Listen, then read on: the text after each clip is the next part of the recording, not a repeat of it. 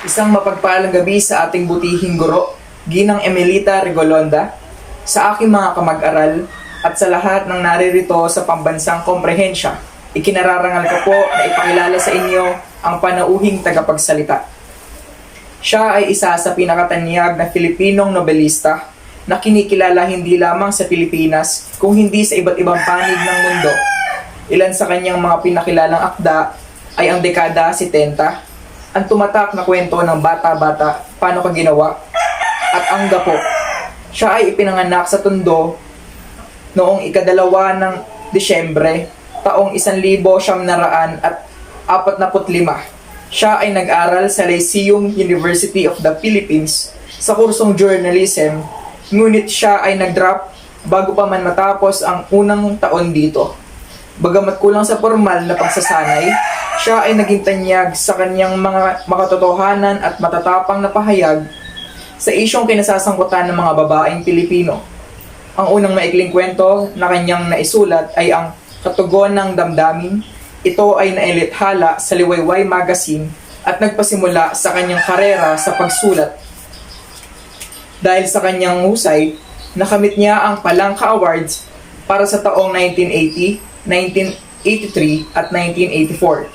Para sa nobelang Gapo, dekada 70 at Bata-Bata, Paano Ka Ginawa. Mga nobelang naglalarawan sa pag-abuso sa mga kababaihan noong panahon ni dating Pangulong Marcos. Bukod dito, nakatanggap din siya ng parehong parangal sa dalawang maikling kwento niya. Ito ay ang 3 kwento ng buhay ni Juan Candelabra.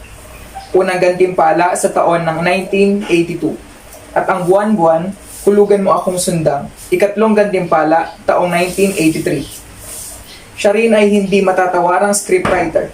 Patunay dito ay ang kanyang unang screenplay, Ang Sagada, 1976, na nagpapakita ng kalagayan ng mga magtutubo dito sa bansa.